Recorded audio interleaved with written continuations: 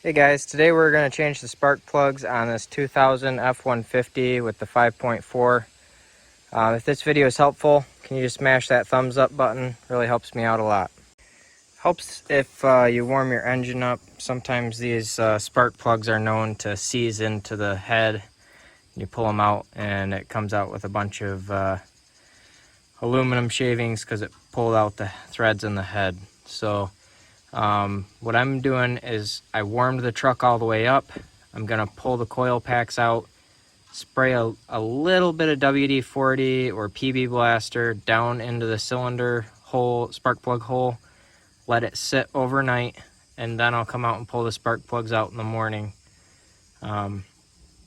So first thing we need to do is get the coil packs out. So there's a bolt right there, looks like this.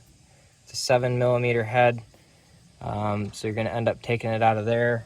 Before you do that, it'd be easier to go around and pull all the coil pack plugs off. So there's a little, let me zoom in here, there's a little lever right here. You push that down, you wiggle it, and you can pop these right off.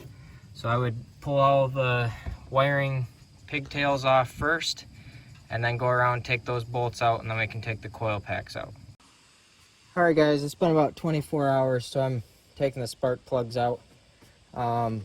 So what I do here with these, hear how tight that is? Start it out a little bit, turn it back in to kind of work that PB Blaster or WD-40 or whatever, work it back down into the threads, and just kind of work this back and forth. Take them out nice and slow. You want to keep going in, out, in, out. Make sure that stuff gets worked in real nice. Make sure you're not pulling threads out. Once you got all your spark plugs out, and some of you might be wondering, why are these so hard to get out? You might be able to see there with all that huge long electrode, stuff gets corroded. They can be a pain sometimes. That's why I let my PB Blaster soak overnight. But hopefully you get them out nice and easy and it's not too tough.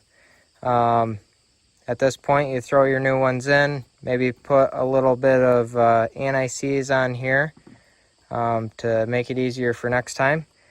Alright, this is where I put the anti-seize on. I filled the threads up pretty good, just kind of rub it in with your finger, and then just put a little bit out here on the end, but don't get it out here on the electrode. Okay, just a little tiny bit on this extension here, maybe a little bit here if you want to, but get the threads all nice and coated. Just don't get it out on the end on the electrode. Put everything back together the way you took it apart. So if this video is helpful, can you just hit that thumbs up button? Really helps me out a lot. And have a good one.